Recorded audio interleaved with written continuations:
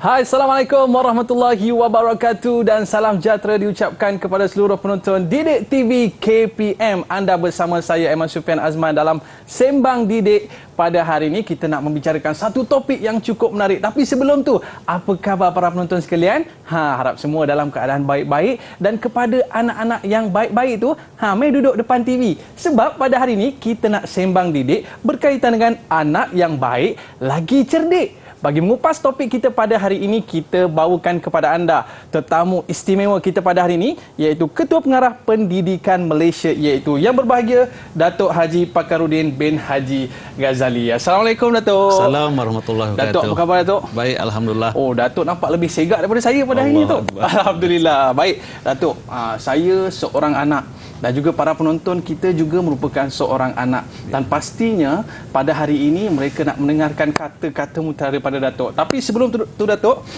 Datuk apa khabar? Baik, alhamdulillah. Baik ya.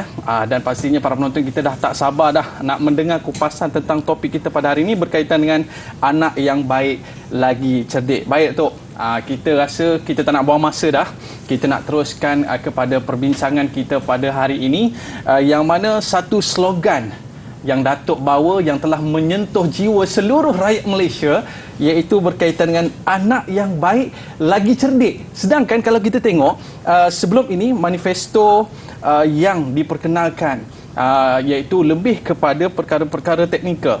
Tapi bila sampai kepada Datuk, lain daripada yang lain, iaitu menyentuh tentang kepentingan membentuk seorang anak yang baik dan juga cerdik.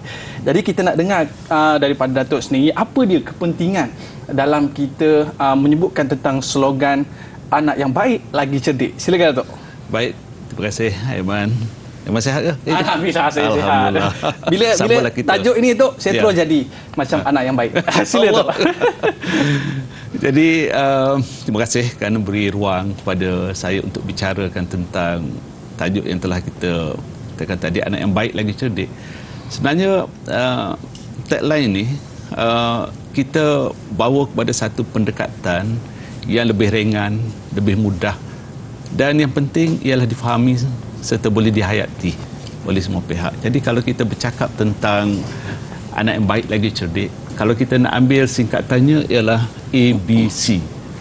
Jadi huruf ABC itu sendiri sebenarnya adalah asas dalam apa jua kalau kita bertanya tentang anak-anak yang baru mula belajar, ataupun apabila kita nak menggambarkan sesuatu yang mudah, yang ringkas, kita katakan semudah ABC.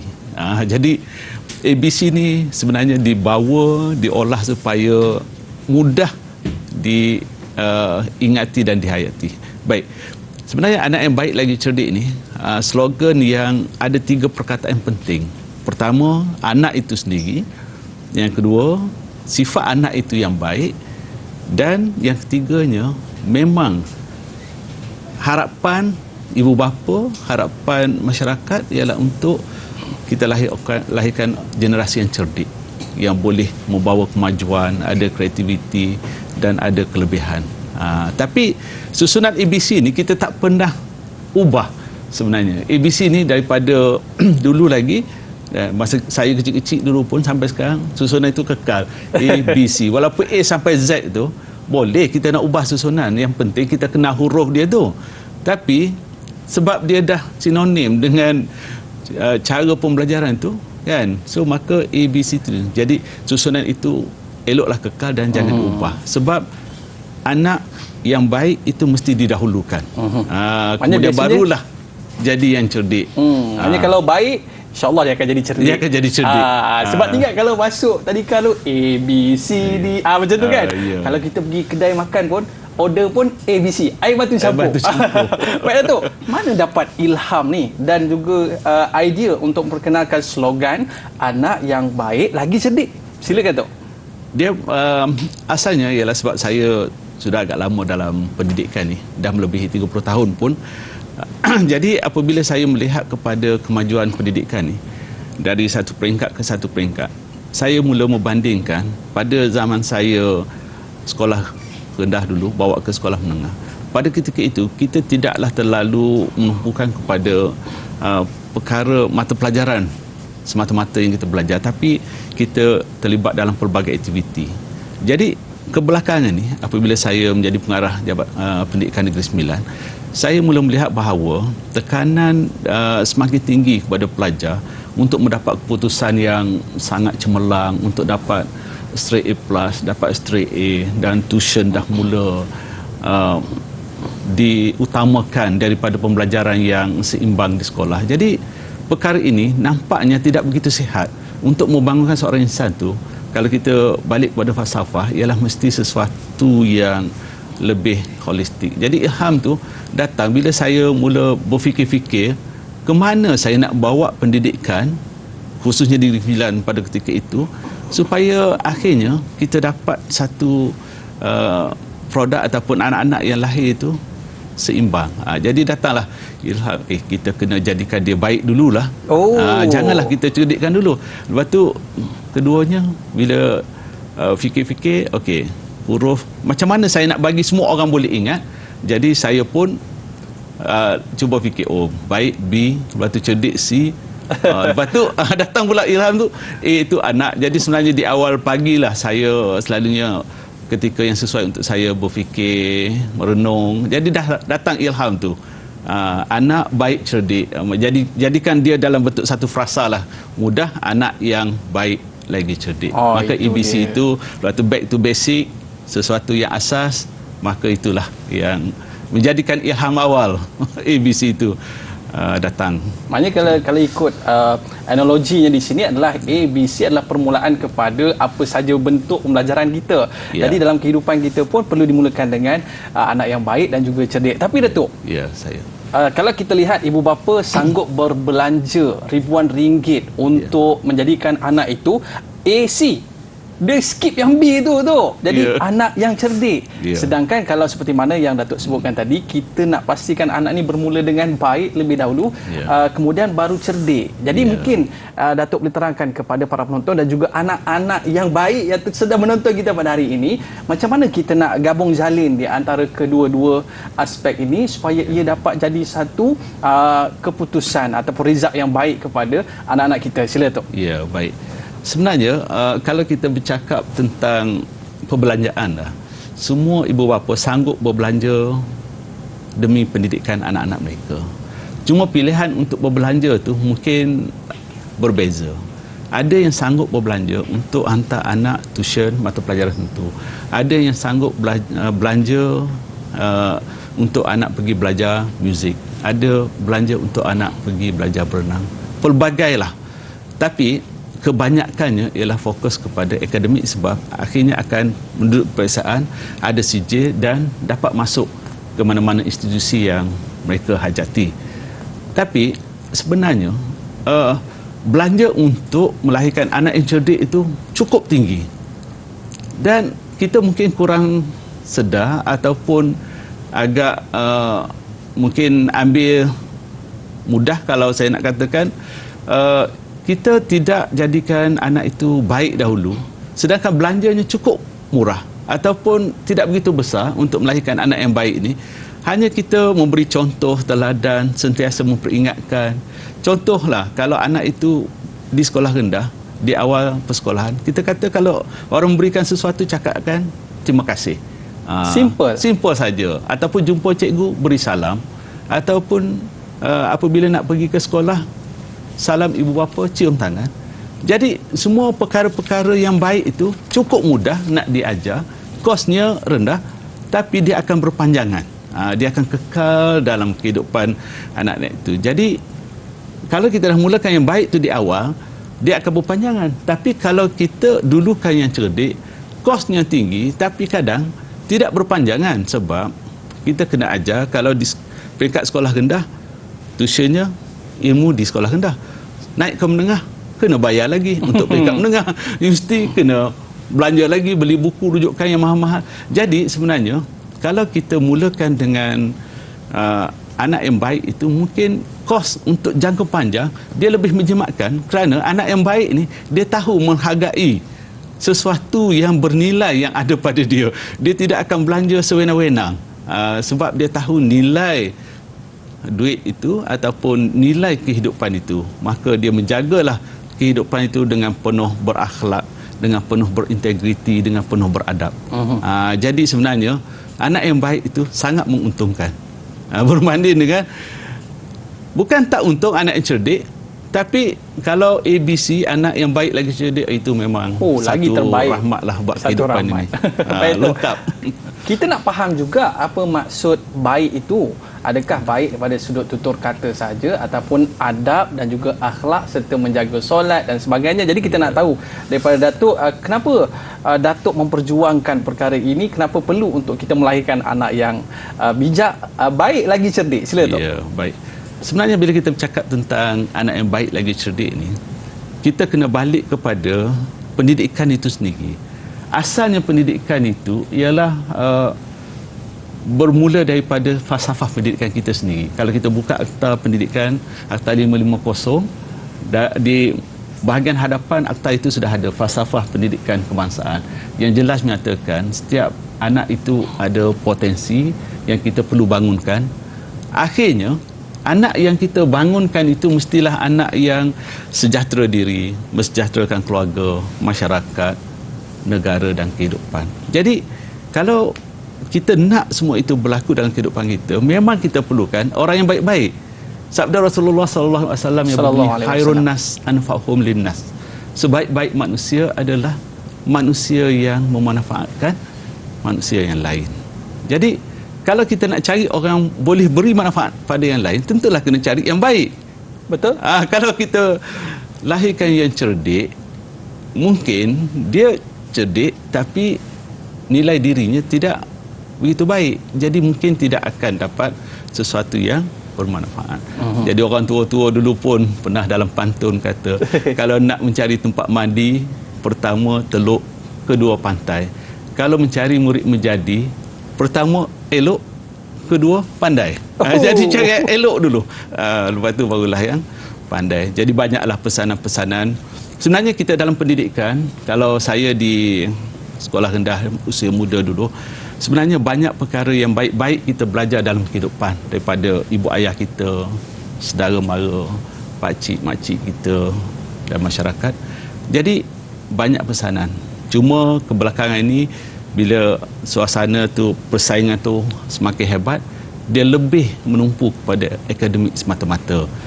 Jadi inilah yang kita perlu bawa dalam sistem pendidikan kita supaya kita semua saling ingat mengingati atas memberi kesedaran kepada semua pihak lah, termasuk diri saya juga sebagai ketua pengarah, mesti sedar bahawa anak-anak yang kita lahirkan melalui sistem pendidikan negara ni mestilah anak yang baik lagi cerdik. Itu dia, tersentuh kita bila Datuk sebut seperti itu. Yang mana kata-kata Datuk tadi iaitu manusia yang terbaik itu adalah memberi manfaat kepada orang lain. Nampak mak ayah tu dah tarik tangan anak-anak ni, duduk diam-diam kat sini, dengar Datuk nak cakap. Okey, baik para penonton, jangan ke mana-mana, kita akan kembali selepas ini Sembang Didik.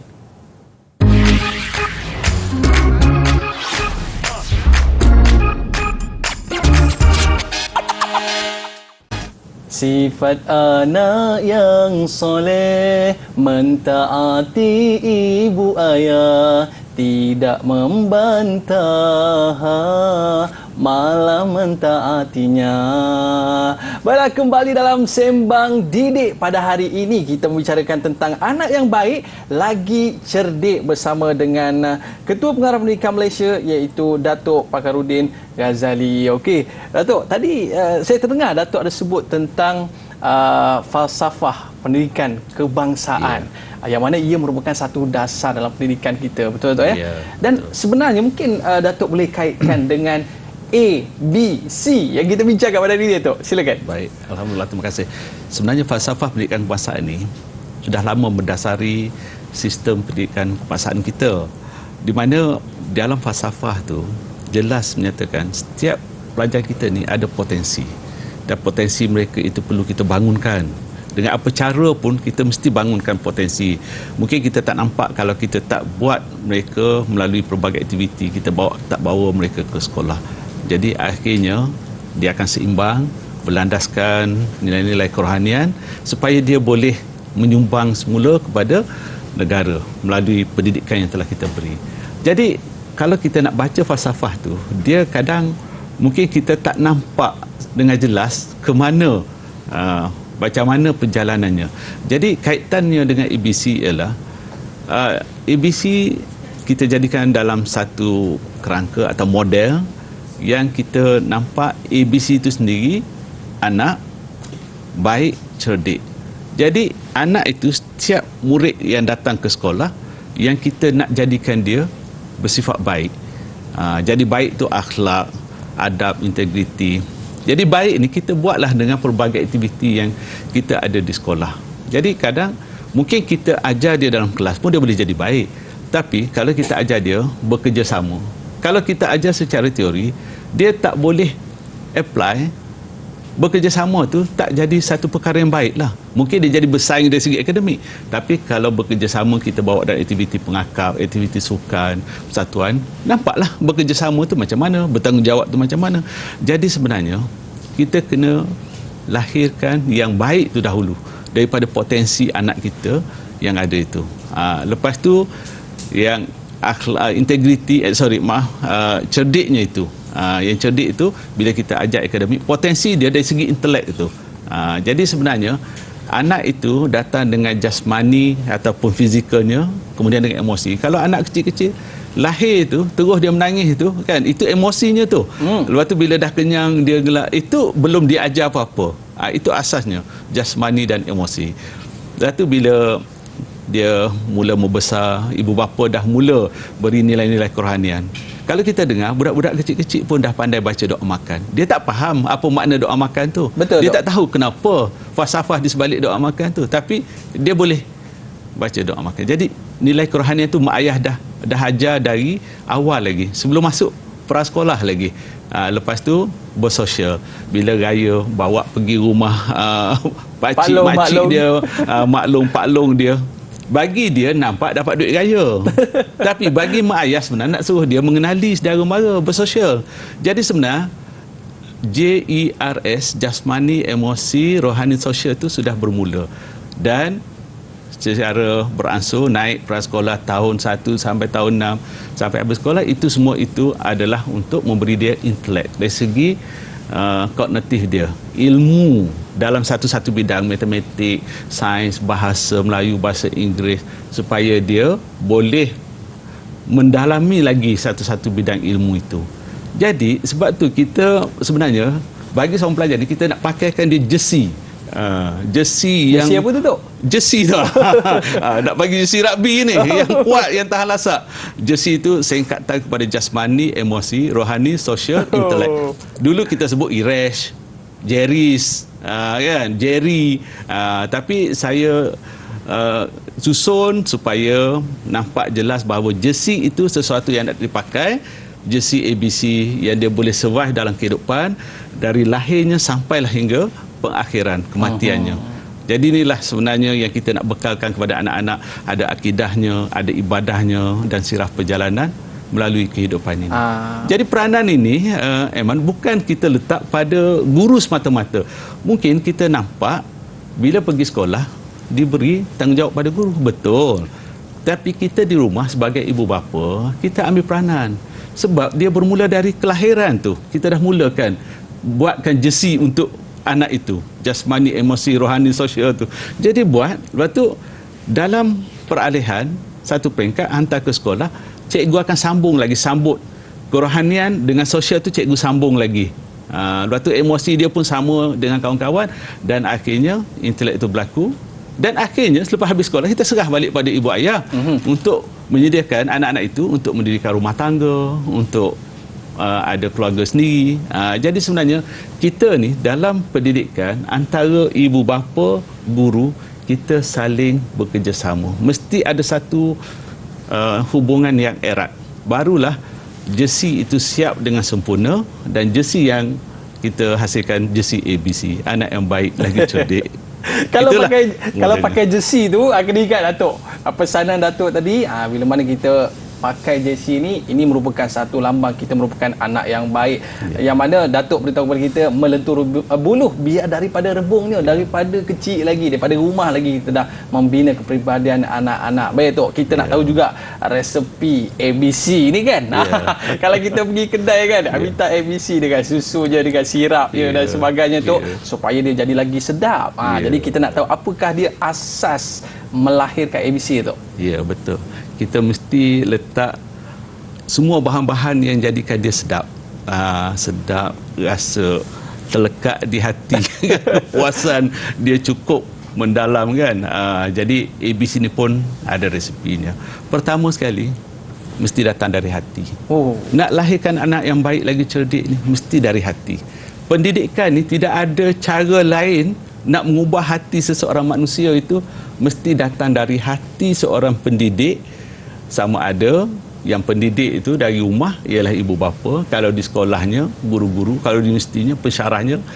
Mengajar tu mesti datang dari hatinya yang ikhlas, barulah dia sampai ke hati orang yang diajar tu. Kemudian yang kedua, bagi rakan-rakan yang diberi amanah mendidik ataupun ibu ayah pun yang nak kena membesarkan anak itu, mestilah niatkan sebagai satu tanggungjawab yang menjadikan satu ibadah buat diri kita. Bukan semata-mata kerana kita nakkan gaji setiap bulan kalau kita pendidik. Sebenarnya gaji itu sebagai imbuhan untuk kita berkorban masa tenaga nak menyara keluarga kita. Tapi sebenarnya apa yang kita nak bawa pulang satu hari nanti? Sebenarnya kalaulah dengan ikhlas dari hati, niatkan sebagai ibadah, berganda-ganda lagi yang akan dipolitik, dan pasti akan sampai niat kita tu apabila kita membangunkan anak yang baik lagi cerdik itu. Dan tentulah anak itu akan bermanfaat bagi orang lain bila ilmu yang kita bagi itu ilmu untuk membina hati dia jadi orang yang baik. Hatinya tu sudah lembut, sudah boleh menerima apa saja yang akan dihadapi. Dengan ilmu yang dia ada tu, tentu dia akan memudahkan orang lain. Tapi perkara yang paling penting yang saya mungkin akan kupas sedikit selepas ini ialah dalam pendidikan ni tentu ada hierarki kepimpinannya, daripada Kementerian Pendidikan Malaysia kepada Jabatan Pendidikan Negeri, pejabat peringkat daerah, sekolah, kan, masyarakat. Jadi apa perkara yang perlu dibuat oleh pemimpin itu supaya akhirnya ABC ini boleh berlaku dengan berkesan dan memberi sesuatu yang bermakna untuk kehidupan. Itu dia. Baik Tok. Itu trust and inspire. Dan akhir sekali Aiman ialah aspek kepimpinan. Jadi dalam pendidikan ni, untuk kita melahirkan anak yang baik lagi cerdik, kepimpinan tu mestilah sesuatu yang memberi motivasi kepada pihak yang melaksanakan pendidikan, iaitu kepimpinan bercorak trust and inspire.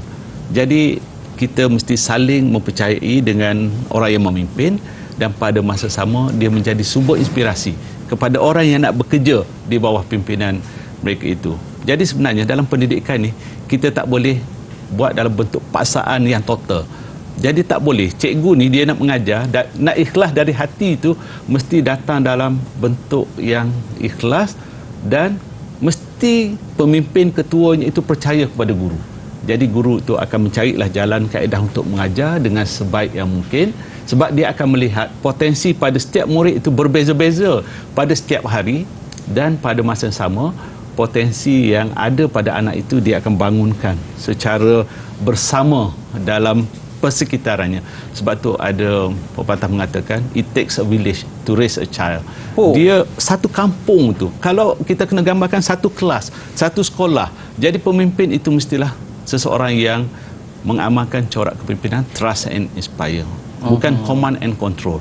Command and control ni dia terlalu rigid dan tidak ada kreativiti, sebab anak ini dia berubah-ubah emosi setiap hari dan kepandaian mereka berbeza-beza. Itulah baiklah, maknanya bukan suruh, bukan arah tu tetapi macam mana pendidikan daripada hati turun ke hati. Baik tu, kita nak berehat seketika. Adakah peranan pendidikan ni pada tangan mak ayah saja? Kita nak tanya selepas ini kepada Datuk. Berehat seketika, kembali selepas ini Sembang Didik.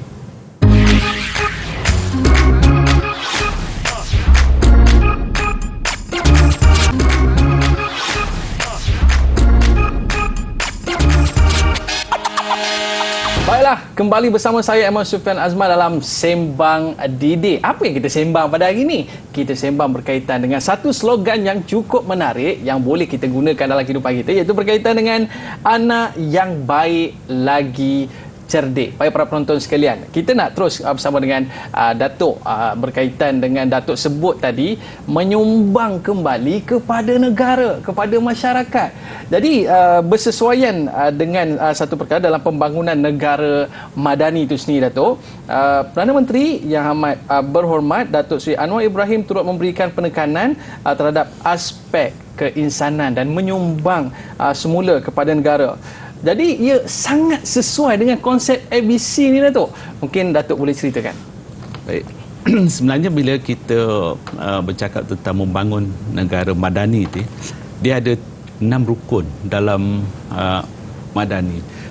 Maksudnya madani ni sesuatu yang kita harapkan. Pertamanya ada kemampanan. Jadi apa yang saya nak bercakap ni ialah dari sudut pendidikan.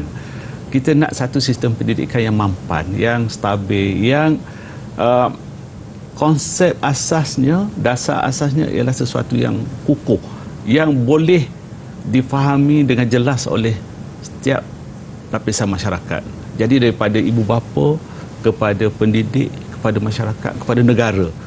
Jadi sebab tu bila saya kaitkan hari ini dengan ABC itu, anak yang baik lagi cerdik itu, sebab kita dah ambil konsep tu dari banyak dokumen, iaitu falsafah pendidikan kekuasaan, Pelan Pembangunan Pendidikan Malaysia, aspirasi murid, rukun negara. Jadi sekarang bila kita ada konsep madani, kita tahu ini adalah sesuatu yang mampan, yang akan membawa kepada satu pendekatan yang boleh mensejahterakan kehidupan. Jadi konsep kesejahteraan pun sudah ada di situ. Kemudian bila kita nak membangunkan potensi murid itu, dah tentulah kita mesti ada daya cipta, kreativiti yang tinggi. Akhirnya murid-murid yang kita lahirkan di sekolah ini dengan kreativiti pendidik kita, maka dia akan jadi insan yang hebat untuk membangun negara madani. Dan tentulah ABC, anak yang baik lagi cerdik, hormatnya tinggi kepada guru, kepada mak ayah, kepada masyarakat, sesiapa saja. Jadi cumanya bila kita melihat konsep madani ni dengan pendidikan ni, kita kena bawa kepada realiti pendidikan. Kita jangan nampak konsep itu macam terlalu sukar, tapi kita permudahkan semudah ABC, jadi kita boleh jayakan. Bermula dari dalam sekolah. Jadi kita kena yakinlah dengan sistem pendidikan kita. Walaupun banyak masyarakat memberi pandangan dalam pelbagai platform, sama ada seminar, forum, media sosial, tapi kita kena yakin, ibu bapa, guru-guru, masyarakat, pemimpin kena yakin dengan sistem pendidikan kita. Jadi nak yakin tu dia kena ada sesuatu yang mudah difahami, barulah yakin. Kalau dia punya konsep pun agak kabur, tak jelas, macam mana nak yakin? Ya ke tak ya? Jadi sebab tu bila saya cakap tentang anak yang baik lagi cerdik, ABC ni, nak bagi semua orang yakin, anak yang kecil baru belajar pun dia faham perkataan baik dengan cerdik, sampailah mungkin orang yang sudah tua dewasa yang mungkin dah tak ikut perkembangan pendidikan pun tetap faham apa baik apa cerdik. Jadi di sinilah memberi satu keyakinan bahawa oh betul lah, kita nak ajar anak ni, pertama nak suruh baik, dua nak suruh cerdik. Pertama elok, kedua pandai. Jadi ihsan, empati. Sebenarnya itulah dia pendidikan, supaya masyarakat yang prihatin saling membantu di antara satu sama lain. Jadi ihsan itu datangnya dari anak yang baik lagi cerdik. Kalau kita tak lahirkan ABC, ihsan pun tak akan berlaku dalam kehidupan. Jadi itulah yang saya boleh kaitkan dengan konsep membangun negara madani. Tapi satu perkara yang menarik juga, apabila Yang Berhormat Menteri Pendidikan kita bercakap tentang karamah insaniah. Jadi sebenarnya adab, akhlak, integriti itu ialah kita mengangkat martabat insan.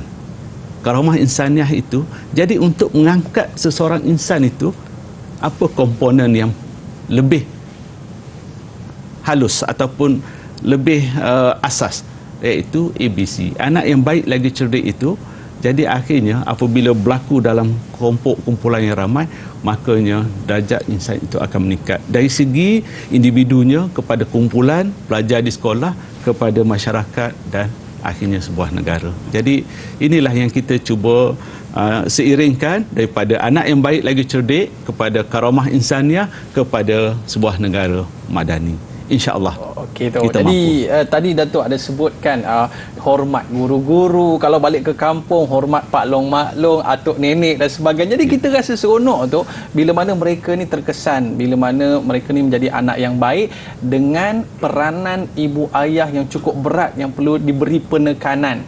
Betul Tok, sedari rumah lagi. Tapi Tok, kita nak tanya kepada Datuk, di manakah peranan guru-guru dan juga institusi pendidikan dan dalam turut sama menjadikan anak ini baik tu? Baik.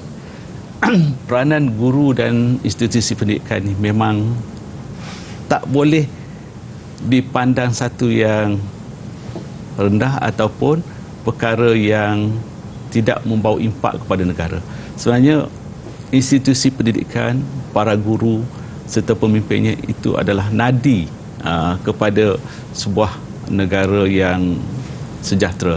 Jadi peranan di sekolah yang kita boleh mainkan ialah dengan membugarkan potensi anak-anak itu. Kita kena bangunkan potensi mereka. Datang anak ke sekolah itu kita dah lihat walaupun wajahnya tidak begitu menarik ataupun pakaiannya tidak begitu kemas ataupun dalam keadaan yang serba kekurangan, tapi kita kena lihat bahawa anak itu di dalamnya tersimpan pelbagai potensi. Macam kita tengok satu biji benih lah. Kalau tengok semuanya sama saja, tapi selagi kita tak tanam dia tak tumbuh. Kita tak tahu apa yang ada dalam biji benih itu, potensi yang akan keluar. Buahnya sedap dan enak untuk dimakan. Jadi institusi pendidikan akan buat pelbagai aktiviti dengan cara mereka sendiri. Cikgu akan mendidik. Cumanya kita nak ingatkan supaya ibu bapa memberi sokongan. Apa yang berlaku di sekolah, sama ada dalam aktiviti kurikulum, sukan, satuan, badan bimbing form, aktiviti akademik, lawatan, perkhemahan, semua itu perlu kita raikan. Sebab dia bukan satu yang membuang masa anak itu. Sebenarnya membina karakter anak itu, membina sesuatu yang baik dalam diri anak itu. Kalau nak saya kongsikan, saya dulu anak serigala, kemudian jadi pengakap di sekolah menengah dan akhirnya saya dapat sijil pengakap raja. Wow. Jadi saya seorang pengakap raja. Jadi saya banyak belajar daripada aktiviti pengakap dari satu peringkat ke satu peringkat. Jadi alhamdulillah saya dapat rasakan kesannya bila saya menjadi pemimpin pada dunia pendidikan sendiri. Jadi saya dapat melihat bahawa anak-anak ini biarlah dia datang ke sekolah, bila datang itu pelbagai potensi boleh kita bugarkan. InsyaAllah. Satu perkara lah yang saya nak kongsi cukup menarik dalam pendidikan ni. Kita selalu melihat mungkin di satu-satu institusi pendidikan yang sempurna, yang ada pelbagai kemudahan peralatan canggih itu seolah melahirkan anak yang hebat. Okey. Betul, ada masa tu kita dapatlah anak yang ramai dapat A+. Tapi mungkin kita perlu kaji lebih mendalam. Adakah mereka ini adalah seorang yang ABC? Adakah karakter mereka baik, dia bertanggungjawab? Kita harapnya begitu. Tapi kita perlu lihat pada majoriti anak-anak di sekolah itu. Jadi pengalaman saya minggu lepas, saya pergi ke pedalaman di Sarawak, iaitu di daerah Baram sampai ke Long Pelutan, sampai ke Long Bedian, Long Atip, Long Bomang. Jadi ini adalah kawasan-kawasan yang terpencil. Perjalanan sangat mencabar, 4-5 jam dalam perjalanan menggunakan jalan balak itu kami sampai. Tapi bila sampai di sana, bilangan anak-anak itu ada sekolah yang kecil, ada yang sederhana. Tapi saya boleh katakan rata-rata anak itu anak ABC. Mungkin akademik mereka tidaklah sehebat mana, tapi dari segi tingkah laku, kesantunan, adabnya sangat tinggi. Mereka sangat dekat dengan ibu bapa, masyarakat. Saya pergi ke satu sekolah tu, muridnya 10 orang, tapi ibu bapa yang datang hampir 100 orang. Saya pun terkejut. Jadi ibu bapa, tok nenek, masyarakat datang sebab mendengar kita pemimpin pendidikan datang ke tempat mereka. Jadi kalau inilah budaya yang ada, maksudnya masyarakat turut membina ABC. bagi sekolah itu. Anak-anak itu belajar daripada apa yang berlaku, dan betul bila kami bagikan buah tangan, mereka tidak berebut, mereka terima, menyambut dengan ucapan terima kasih. Setiap anak itu mengucapkan terima kasih. Jadi saya rasa cukup bangga sebagai seorang pemimpin dalam pendidikan dapat lihat di satu-satu organisasi, institusi yang berada jauh di pedalaman, tapi pendidikan itu sampai. Mungkin dengan baik mereka itu, sedikit ilmu, mereka pasti akan jadi cerdik dan berupaya menjadi masyarakat yang boleh membangunkan tempat mereka satu hari nanti. Okey, baik Tok. Kita lihat inilah dia peranan bukan setakat guru, tetapi masyarakat perlu memainkan peranan untuk membina sasiah anak-anak itu sendiri. Tok, mungkin Datuk boleh ceritakan berapa sebenarnya nisbah guru berbanding dengan murid pada ketika ini, Tok? Okey.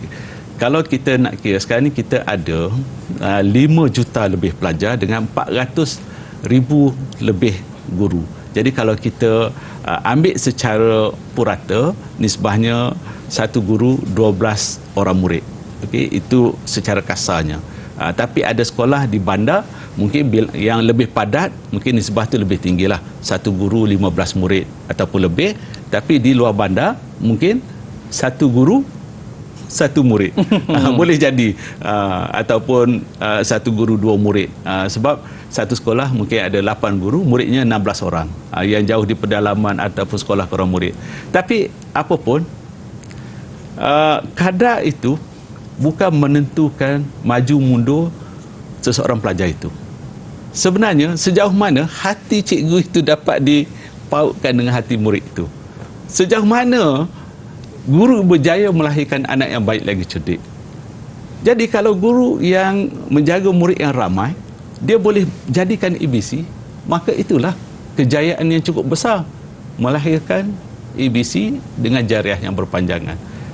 Walaupun cikgu itu jaga seorang pelajar, kan? Jadi kalau ABC anak itu, ABC itulah yang akan menjaga ibu ayah yang berada jauh di pedalaman, di pulau, di mana saja.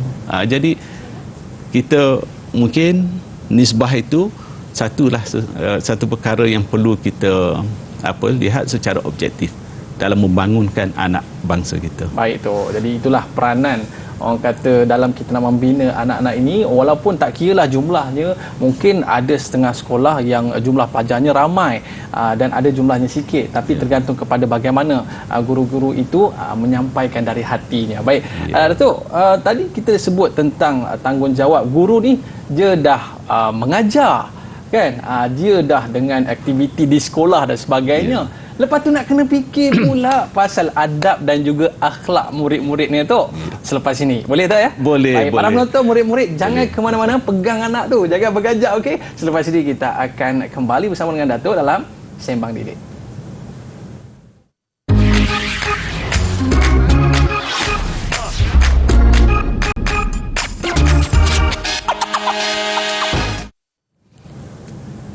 Baiklah, kembali bersama saya Aiman Sufian Azman dalam Sembang Didik. Yang menariknya pada hari ini kita membicarakan satu topik yang cukup menarik berkaitan dengan anak yang baik lagi cerdik. Yakin dan percaya anak-anak anda yang duduk kat sebelah tu kan adalah merupakan anak yang baik dan juga cerdik.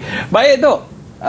Kita lihat bahawa peranan ibu bapa, ibu ayah sebagai mendidik anak-anak ini menjadi baik adalah satu tanggungjawab yang penting. Tapi bila sampai kat sekolah dah terpaksa digalas oleh guru-guru, sedangkan guru-guru ni dah banyak dah tugas hakiki, nak mengajar lagi dengan kelab persatuan dan sebagainya lagi. Jadi tugas hakiki tu dah banyak. Jadi adakah ia menjadi satu beban kepada guru-guru ni, Tok? Baik. Sebenarnya apabila seorang anak tu datang ke sekolah, tanggungjawab yang diserahkan kepada guru ni ialah gurulah galang ganti ibu bapa anak-anak itu semasa berada di sekolah. In loco parentis. Dia mesti jadi penjaga yang mendidik anak itu di sekolah dengan sebaik mungkin. Jadi tentulah kejaya guru ni banyak perkara lah yang kita kena fikir. Kalau di rumah ibu ayah kena jaga anak daripada A sampai Z semua perkara. Jadi bila sampai di sekolah banyak perkara juga kita kena jaga. Dari prasekolah tu sampailah ke tingkatan 5 atau tingkatan 6 tu, mereka membesar dengan pelbagai karakter yang dibawa. Jadi tanggungjawab tu besar. Cumanya kita kalau bercakap dalam memberi pendidikan secara akademik sahaja, tentulah perkara itu memang rasa bebannya, beratnya, kerana anak itu nak memahami satu-satu konsep itu kita perlu ambil masa, cara yang sangat kreatif. Tapi saya bila bercakap tentang ABC ni, saya suka melihat kalau guru-guru kita dapat utamakan ini, melahirkan anak yang baik dahulu, suasana di sekolah tu mungkin berubah. Keadaan sekolah akan bersih, pelajar saling menghormati, tidak ada kejadian buli, tidak ada pergaduhan, saling memahami. Jadi sebenarnya kita ni kalau hidup, suasana persekitaran kita tu sebenarnya yang memengaruhi emosi kita. Jadi kalau emosi kita tak stabil dalam sekolah sebab pelbagai perkara yang negatif berlaku, memanglah kita rasa satu yang berat. Tapi kalau datang dalam satu yang ceria, muridnya begitu baik, saya dapat rasai bila saya pergi ke satu-satu sekolah tu, sekolah yang boleh katakan melahirkan anak yang baik lagi ceria, kita dapat rasai bagaimana kesejahteraan itu timbul. Jadi sebenarnya tak ada tugas yang tidak ada beban. Setiap tugas ada bebannya. Sebab tanggungjawab itu datang serentak. Jadi kalau kita lihat beban yang diistilahkan berkaitan dengan pendidikan itu, mungkin pada saya lah guru-guru, dia tidak bercakap tentang beban yang dalam mendidik. Mungkin adalah perkara yang berkait dengan sesuatu yang mereka perlu buat secara perkeranian. Mungkin di situ ada sikit gangguan dirasakan sebagai. Tapi saya ingin menyaran di sini supaya guru-guru yang boleh melahirkan anak-anak yang baik ini, akhirnya anak yang baik ini boleh membantu cikgu dalam banyak hal. Jadi apabila ada sesuatu perkara yang agak sukar bagi cikgu, jadi sama ada boleh dibantu oleh murid sendiri ataupun setidaknya emosi cikgu tidak terganggu untuk buat kerja yang sukar baginya, kerana di kelilingnya itu adalah suasana yang begitu menceriakan dengan anak-anak yang baik. Jadi saya menyeru rakan-rakan guru seluruh negara, kita perlu berhati-hati. Janganlah kita anggap tanggungjawab kita mendidik anak itu sebagai satu beban, kerana ini juga satu ibadah. Dan ikhlas dari hati kita. Kita sudah jatuh cinta dah dengan kejayaan kita ini sebagai guru, dan mungkin sebahagian itu daripada cita-cita kita untuk menjadi guru. Jadi kita berjuanglah sehabis baik untuk mendidik anak bangsa kita, sebab kita kena wariskan sesuatu kepada anak bangsa kita. Sebab tu saya suka apabila rakan-rakan guru menyanyikan lagu warisan beramai-ramai, di situ ada perkataan cinta, cita-cita, perjuangan dan warisan. Sebenarnya warisan inilah yang kita nak turunkan kepada anak bangsa kita supaya kita ada sebuah negara yang sejahtera. Dah tentulah kita nak pulang nanti dengan sesuatu yang berpanjangan jarahnya buat kita. Jadi kita lahirkan ABC ini adalah sesuatu yang cukup menyeronokkan, insya-Allah tidaklah dilihat sebagai beban oleh rakan-rakan guru saya yang ada di seluruh negara. Itu dia, Tok. Jadi nanti mungkin kita boleh dengar Datuk nyanyi lagu warisan pula. Itu dia. Di sini lahirnya. Sikit, Tok, ya. Baik, Tok. Bila kita sebut tentang guru-guru yang hebat dekat luar sana melahirkan murid-murid yang luar biasa, Datuk. Balik ke rumah dah pandai baca Quran. Dah boleh dah bertutur dalam bahasa Inggeris. Bawa tim bola sepak sampai ke peringkat kebangsaan. Jadi kita sebagai ibu bapa ni merasa kagum dengan apa yang dilakukan oleh guru-guru sampai sanggup meluangkan lebih masa sampai petang buat training dan sebagainya, Tok. Jadi kita nak tanya kepada Datuk, bagaimana Datuk melihat situasi ni, Tok? Saya melihat guru-guru kita di seluruh negara ni sangat komited.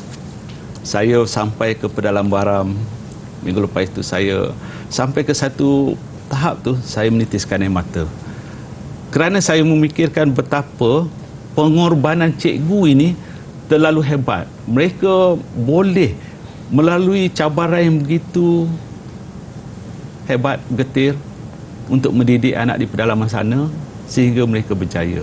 Jadi saya yakin guru-guru yang ada di mana saja di bumi Malaysia ini, baik di pulau, di pedalaman, di bandar, luar bandar, di kampung tradisional, semuanya itu punya satu komitmen yang cukup tinggi, saya yakin.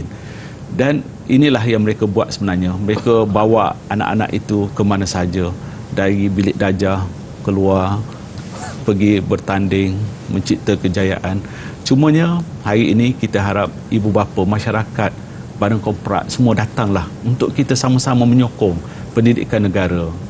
Sebab anak-anak ini bukan hanya hak sekolah semata-mata. Selepas menjadi ABC, anak ini akan bertebaran di muka bumi Malaysia ni. Dia akan masuk ke dalam syarikat tuan-tuan dan puan-puan, akan bekerja dalam organisasi kita, akan memberi sumbangan yang terbaik. Jadi kalau kita dapat lahirkan ABC, anak yang baik lagi cerdik, limpahannya pergi ke dalam syarikat kita ataupun dalam rumah kita ataupun di mana saja. Inilah yang kita harapkan. Anak-anak kita memang hebat, potensi mereka tinggi.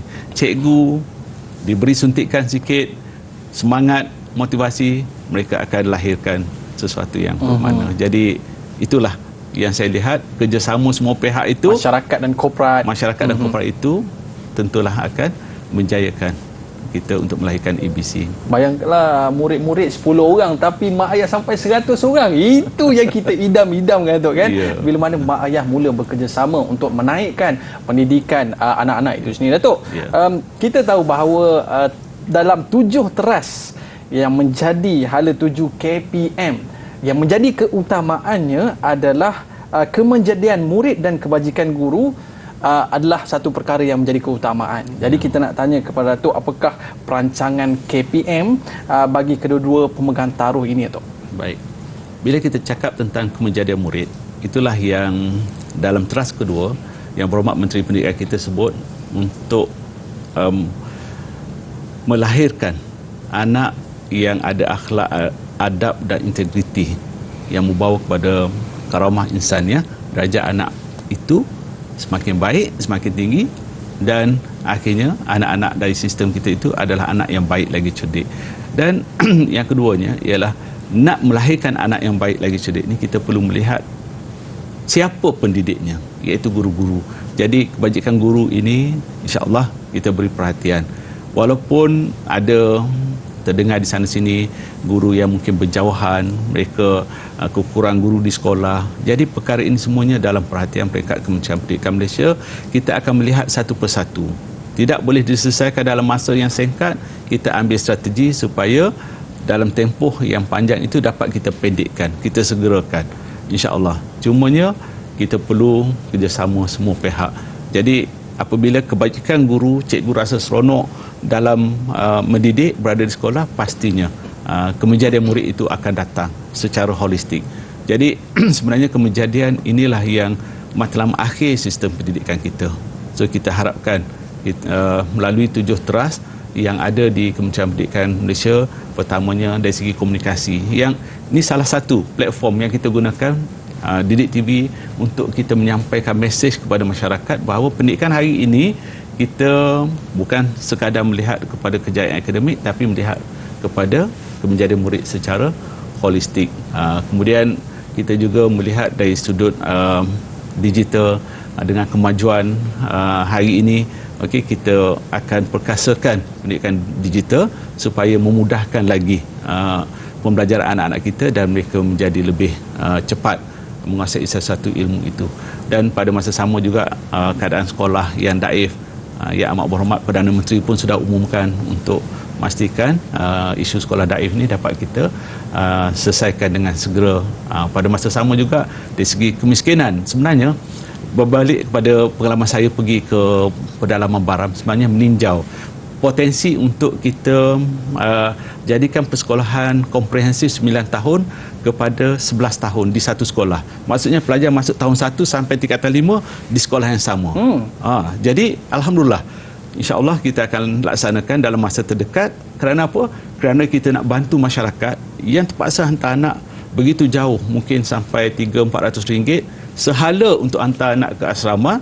Tapi bila kita bawa anak itu ke tingkatan 4 dan 5 di sekolah yang sama, jadi pembelajaran itu sekaligus dapat dikurangkan. Jadi ini juga keperhatian Kementerian Pendidikan Malaysia dalam mengurangkan kos sara hidup masyarakat. Jadi pribumi di pedalaman sana, orang asli, kalau kita dapat bantu dengan sistem persekolahan yang lebih mesra, hampir dengan tempat tinggal mereka, mereka lebih rapat dengan anak, dan pada masa sama pendapatan ibu bapa mereka meningkat kerana tidak perlu membelanjakan lebih besar nilainya untuk pendidikan. Mesra masyarakat. Mesra masyarakat. Baik, Tok. Depan TV kita ni ada guru-guru, ada ibu bapa dan juga ada murid-murid. Mungkin ada kata-kata terakhir daripada Datuk, harapan Datuk kepada mereka ini supaya dapat kita bekerjasama dalam kita menaikkan pendidikan negara kita. Silakan, Tok. Ya, terima kasih.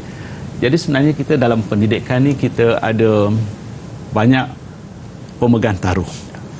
Bermula daripada ibu bapa, kemudian guru, pemimpin sekolah di peringkat daerah, negeri, kebangsaan, masyarakat, semuanya itu pemegang taruh. Jadi untuk menjayakan pendidikan ini tidak boleh kita letakkan tanggungjawab itu di atas bahu satu pihak sahaja. Jadi seperti yang saya katakan awal tadi, it takes a village to raise a child. Jadi nak didik seorang je anak ABC, anak yang baik lagi cerdik, tapi memang satu kampung kita kena bekerjasama untuk melahirkan anak yang baik lagi cerdik. Kalau dululah sukan di sekolah, kan, nak buat satu sukan tu semua orang datang tolong bergotong royong. Jadi di situlah sebenarnya berlaku proses pembelajaran yang berkesan. Jadi kita tak boleh tidak, peranan semua pihak mesti kita garap.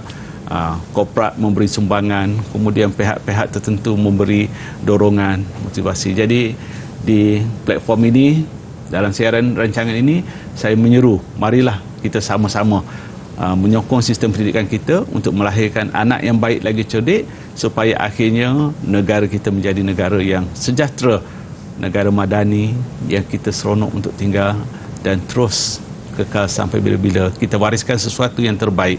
Jadi kesempatan ini juga saya ingin rakamkan ucapan setinggi-tinggi peragaan terima kasih kepada semua ibu bapa, para pendidik, para penyumbang kepada sistem pendidikan masyarakat kerana selama ini memberi sumbangan yang tidak ternilai harganya. Sudah ramai yang berjaya sebenarnya dari sistem pendidikan kita. Cumanya masih ada ruang untuk kita buat yang lebih baik, untuk melahirkan anak yang baik lagi cerdik, insya-Allah. ABC, anak baik dan juga cerdik. Baik, kita nak ucapkan jutaan terima kasih kepada Datuk Pakar Rudi Ghazali, Ketua Pengarah Pendidikan Malaysia atas kunjungan ke Teratak Sembang Didik pada hari ini, memberikan kesedaran kepada seluruh masyarakat untuk kita bekerjasama menjadikan anak-anak kita baik dan juga cerdik. Terima kasih sekali lagi.